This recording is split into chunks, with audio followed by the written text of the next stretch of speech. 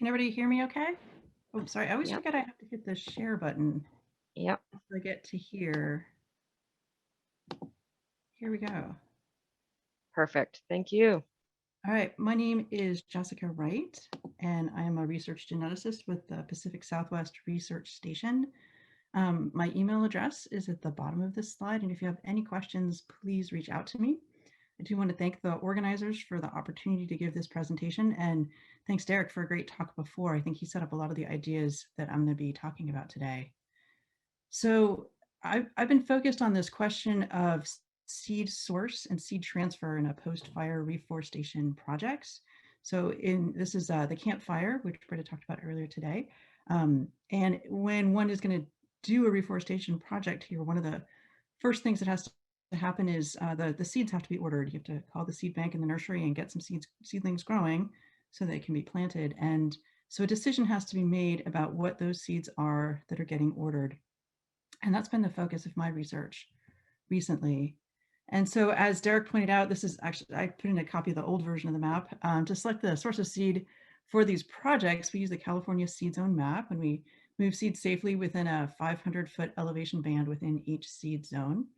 And that helps to determine that collecting needs for the region as well. It's, I think, one of the flip sides of the map that we don't think about. I wasn't thinking about when I started looking at this, but the fact that the seed zone map gives the seed banks a way to see that how many seeds they have for each seed zone and elevation band, and do they have enough? And so it really helps also to determine and define the cone collecting needs for each of these seed zones and elevation bands to make sure there are enough seeds in the seed bank in case something they need them for reforestation.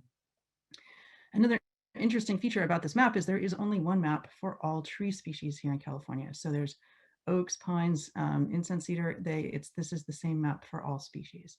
And so is that appropriate or not? So the goal of our project is to develop a more informed use of this map in a changing climate to maximize the success and productivity of reforestation projects. And we've been working with a collaborative group funded by CAL FIRE, folks at the LA Moran Reforestation Center here in Davis. Jessica, Stuart, and Anthony are in that group. Myself at the Forest Service. We have Jim Thorne, UC Davis, a geographer. Our postdoc, Joseph Stewart, has been doing a lot of the work you'll hear about today. And Ryan is our GIS specialist, and Michelle is with UC Davis and the USGS and is our climate modeling specialist. So we've got this really great collaborative team to look at this question of seed transfer and choice of seed sources in post-fire reforestation. So our approach so far is to use provenance test data and apply results from provenance tests to the seed transfer in the California seed map. So provenance tests, Derek just gave a really great example of a operational type provenance test. I believe they are the gold standard for testing how trees grow in a novel climate. We've been planting these tests since really in California since the 1930s. And you move trees from one climate as Derek demonstrated and plant them in a new climate and see how they do. We have these older historical tests and new tests are being planted and evaluated. And definitely one of my big take home messages from this talk, I'm just gonna put this right up front, is I think we need more provenance tests. I think post-fire landscapes are great opportunities, as Derek just described, for doing these kinds of tests. And I think that as we're doing these reforestation projects, we need to think about how we can also use them for research and learning more about how seeds respond to novel climates. So I'll give you two examples of new ones. This is on the left are 12 sources of ponderosa pine and 12 sources of sugar pine that we've planted onto the King Fire. And there's a whole talk associated with that. We're looking at some really interesting patterns of growth and survival, but then also we're extracting DNA and looking at how those things associate with the genomes of the trees that have been planted out there and how that relates to the genomes of the trees at the seed orchard where we collected the seeds from. It's really cool work. Also, we planted a test in Valley Oak. I asked that question about, is the one seed zone map appropriate for all species? Well, let's test it out with a different type of species like Valley Oak. We have planted 7,000 trees in 2 planting sites in Chico at the Chico Seed Orchard run by the Mendocino National Forest and at the Institute of Forest Genetics in Placerville. So our postdoc Joe Stewart has been looking into all the different types of provenance test data he can get his hands on. At this point, he has actually up to, I think, 12 or 13 species that he's analyzing. I'm going to show you 5 conifer species today. And on each map, we have the sites where the trees were planted shown in blue. So recall from Derek's talk, the planting sites he had. So these are the blue dots here for each of these species. We have white fir, Douglas fir, ponderosa pine, lodgepole pine, and western hemlock. And you'll see, okay, so we have the orange dots are showing where the trees came from, and the blue dots are showing where they were planted. And you can see some of these species, this is one particular test in Canada that's absolutely massive. There were over 60,000 trees planted in that test. It's just really amazing. And other species, we have less data, like white fir and ponderosa pine. So our hypothesis here, this is, I guess, my version of the mountain that Derek just showed. So if we have on our x-axis here, we have the difference in the maximum temperature is just the climate variable I grabbed for this map. If it's to the left, then the tree has been planted into a colder climate than the origin. And if it's to the right, it's planted in a warmer climate. And if it's locally adapted, that is, there's no difference between where the trees came from and the temperature they're being planted into, that's where you're going to see the highest growth. But if there's an adaptational lag, that is, trees are adapted to a colder climate, maybe because climate has been warming and the climate they came from now was actually a colder climate when they germinated, we'd see adaptational lag where trees perform better when they're planted in a colder climate than where they came from. So this is just a slide to show all the data that Joe has put together for these analyses. Again, the x-axis here is going to be the climate variable. So I think this is, I'm moving to mean annual temperature now. So here they're planted in a warmer climate than where they came from, and here they're being planted into a colder climate. The y-axis, I think a really great advancement with this research is the relative volume per hectare. And that allows Joe to put all of these different tests for all these different species onto a single graph and into a single analysis. So these are the 5 species of conifers we're looking at. And again, the y-axis here is relative volume. And we do see evidence, so here's the result. And we do see evidence for adaptational lag. So here's that 0 line, and if they're locally adapted, we'd expect this to be the highest point, but it's not, it's over here. So it's just shown a different way up here. Again, here's the 0 line if they were completely locally adapted. And for every species, this dot is to the left of the line. Now, one of the things that jumps out on this particular graph are these confidence intervals, and they're massive for the species that we have less data on. And they're much smaller for the species. Here's that lodgepole pine where we have a lot more data. But in each case, this is all shifted slightly to the left. And you can see that as we move away from that optimal climate, the relative volume per hectare goes down. And I think this is really important to consider in seed transfer. That is that trees are already may not be adapted to the environment where they are found, and they're really actually adapted to a colder climate, maybe something that used to be there before the climate started to warm. Now, what does this mean if we don't move seeds? Okay, so this graph is now showing, again, this is our decline in volume now in %. And the 0 here is not 0 climate change, but 0 departure from the optimal temperature. And you'll see that if we miss that optimal temperature, again, this is mean annual temperature again, if we miss that optimal temperature by 2 degrees, we expect a 13% decline in productivity. Miss it by 3 degrees, and we're looking at over 25% decline in volume and productivity on these sites. So we can expect, if we don't get these seed matches right, there are definitely consequences for how much productivity we see in these reforestation projects. And again, these are based on real trees. Okay, they were planted in British Columbia mostly, but there are real trees that were planted in the ground and how they performed in those tests. So this is all based on real data.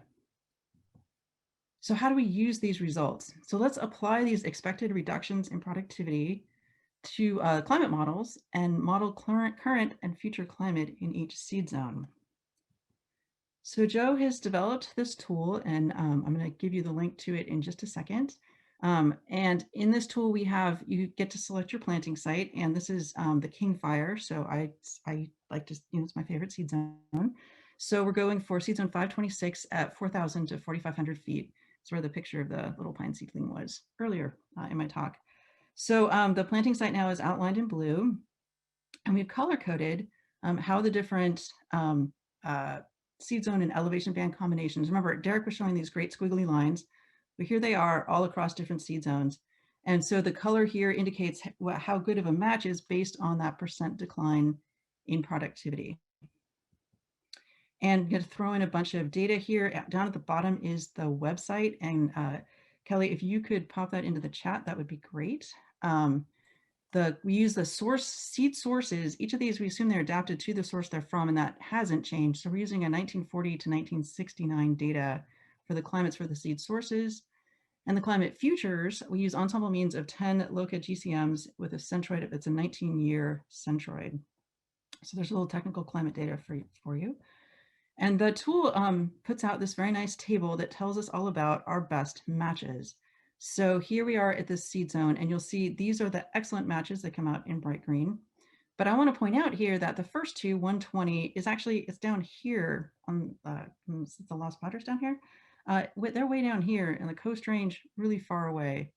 352 is over here, and so that's also pretty far away and in a totally different location. So I kind of I do think this tool needs to be used with some common sense and thinking about it. And there's probably a lot between these two sites that are different besides climate, or genetic differences, and other temperature things besides just temperature that are different about these two. So I rejected them. And now I'm focusing on my favorite best one here, which is 525 at 2000 feet. And that's now outlined in blue. And using the tool, we can examine how the climate in this seed zone elevation band compares to the planting site climate. But now remember, this is that graph I showed you a few minutes ago with the changes in productivity. And this is the curve we're using to calculate these bands based on these differences in climate between the two seed zones, now projected into a 4 variable climate space. So we're using 4 different climate variables, and here they are. And this is the tool will put out this report for you, and it shows you the variation in each of these climate variables in each of the seed zone and elevation band comparisons. So remember, the seed source we're using is that 1940 to 1969 data. So that's not going to change as we move forward looking at different years. Right now we're comparing growth in 2040. So this, if we planted this year, these trees would be, just older teenagers at this time, and definitely getting through their early establishment period, which I would argue is a very critical one for making sure that the climate isn't too far out. We then go to, so it's this comparison, and then the seed source, the planting location, it's going to change climates over time. So if we move this forward, here's 2060, you'll see that the planting location is warmer, although the precipitation doesn't change very much. And then here is 2080, where we now see even warmer temperatures at each of these sites. So the tool allows us to compare, looking at not just the 2040, the immediate data, we can scroll through different time periods and see how the climates do. It also I was talking about the decline in productivity. If we do that multidimensional climate space and we compare it and look at the decline in productivity compared to the curve from the Provenance test in Pinus contorta, you'll see this is the 2040 data, and you see it's very, it's a 1.0% decline in productivity, which is really not very much. And then, I was supposed to point out, on this particular slide, we can actually see these axes. We get the probability density here of each of these things. This is the decline in productivity. So this is where how many individuals are in each of these categories for the decline in product, or not individuals, but spaces on the map is in this space where the decline in productivity goes up to 15% here. And so when you can't read it on the next slide, the top one is 15. So here we go. This is the only way I could figure out to show these. But you'll see that as we move forward in time, so 2040, we expect a 1.8%, 2060, 3.8, and in 2080, 9.37. On the other hand, thinking about what the best time is for a tree to match their climate, here's how it changes over time. 1 minute, Jessica. Yeah. Great. I'm going to do 2 more slides. So this is just a really quick comparison of what one might have done without this tool and just moving seeds from, say, lower elevation in the same seed zone and elevation band and just moving it right uphill. And you'll see here we expect a 2.5% decline in productivity, and the matches here are not quite as good. So I'd argue the tool allows us to have a more nuanced approach to really try and select the optimal seed source. So my take-home message is, we need more provenance tests to help inform this tool more and to get us more information and data so we can have more species-specific curves for those declines in productivities expected through changing climates. We've been using the seed zone map since the 1970s. We have only one map for all species, and it does not have a way to account for changing climate. And through this collaborative project, we are exploring how seed transfer using the map will be impacted by a changing climate. And we're hoping that our results will inform seed transfer and maximize the effective use of both the Forest Service and CAL FIRE seed banks. Thank you so much. Thank you for an awesome talk, both of you. Okay, we now have 8 minutes for Q&A, and so Susie, take it away. Sure, thanks you all. I wanted to start with Jessica and ask her about this new measure of productivity that she described as a step forward. We had some questions. How long are you tracking that productivity? And then from a management perspective, should we assume that means that the tree is healthier and less vulnerable to tree mortality, since we talked so much about tree mortality yesterday? How should we think about productivity? Sure. Joe Stewart is the one who did these analyses, and I believe the curve I showed was for the last growth measurement, which I want to say was about 30 years old on those provenance tests in Canada. He actually analyzed it across the different years. I actually took that slide out of my talk. And it's interesting to see the change in growth responses and how those curves work at different time intervals over the growth of the tree. We do have in almost all these tests, survival is recorded. And so we actually are also considering that the productivity measure includes both growth and survival. So trees that die are not in, they get credit for dying, as it were. So that both of that data are included in that relative productivity. We're also looking at the two things separately. And it's very interesting because there's in the Contorta up in British Columbia, there's a lot of early mortality. And then as they get older, I think they also then become more subject to things like bark beetles, and there's then later mortality as well. So we're hoping to include both of those measures. But yeah, the percent decline in productivity does include both survival and growth. Great, thanks.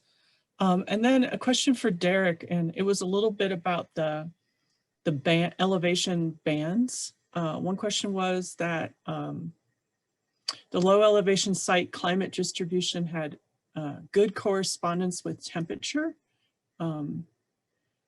And some species show that temperature plays a larger role than precipitation and local adaptation to climate and conifers. So I guess the question or the comment was about how much area those seed zones can span. Do you expect that there's a lot of diversity even within these elevational bands? Yeah, lots of good points there. I think that that's really encouraging results, that it looks like temperature is a stronger, maybe, variable to which populations are adapted, and that it does make sense. You know, if you, phenology-wise, if your buds burst too early and then there's a freeze, that's a huge setback.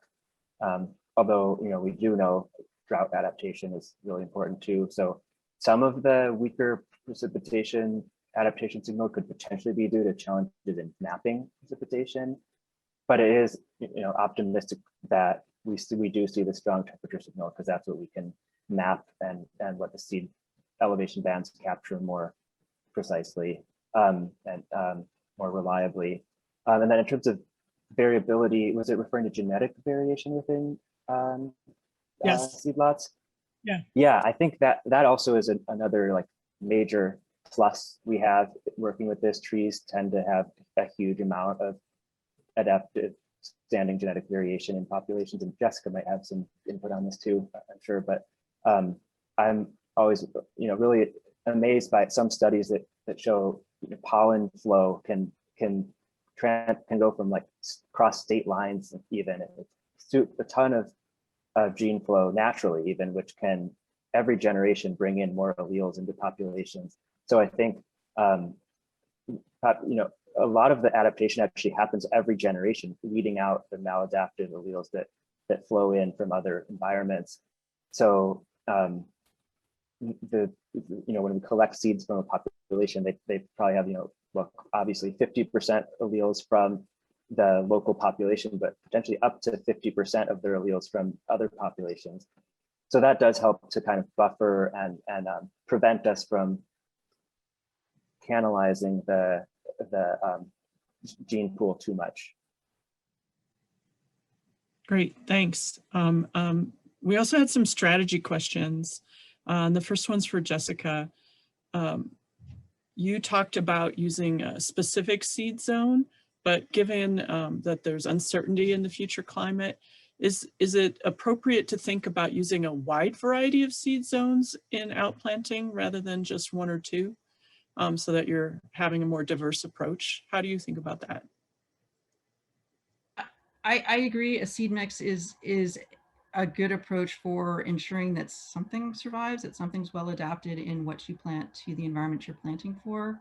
On the other hand, I think it can be overdone also. If you mix too many seeds and only one or two of those lots are effective, then you may end up with a lower tree density than you wanted in the first place. So I think using tools like this and trying to focus your decision on maybe a set of seed lots that you think may be optimally adapted is probably a really good, I think a good approach to use. Great, and then we had kind of a question for both of you. You showed that bar moving forward for adaptation for a tree. Do you have a recommendation of what age band we should be looking at for years for when we're making these planting and seed choices? Yeah, actually, Joe put a really nice note about it in the chat. Yeah, it's a trade-off. When the seedlings are planted, if you decide to match it to a climate 100 years out that's a lot warmer, it's still going to be really cold next year, and the seedlings may not be adapted to how cold the environment is right now, and that seedling still has to live another 100 years to get to that climate it's maximally adapted for.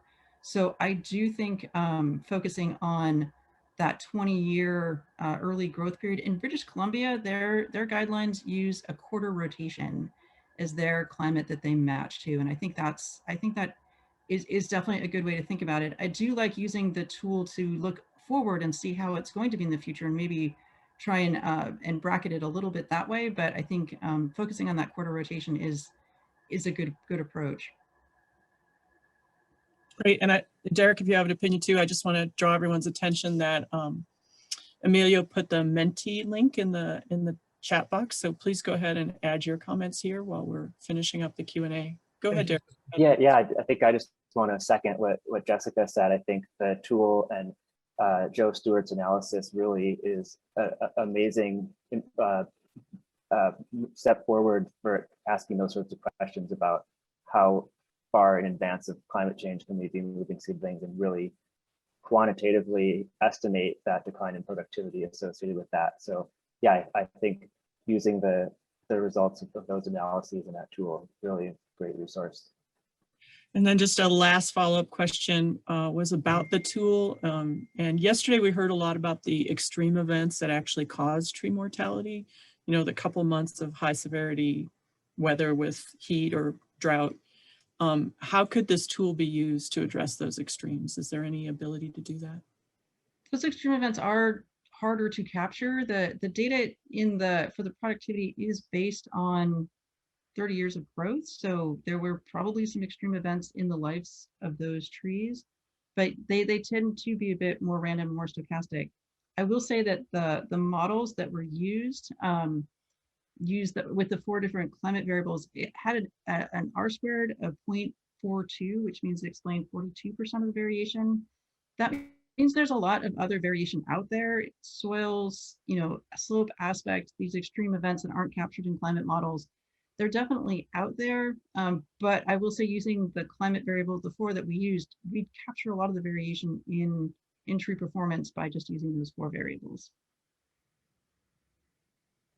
Great. I hate to interject, but we're gonna thank our 2 speakers from this morning and move on to our next short talks. And I think there's lots of great content for discussion. So we may be calling on you, Derek, for sure to participate in that discussion. You can stick around. Yeah, great. Emilio? Yes, I will stop sharing the poll, and I will move for the next speaker. Thank you.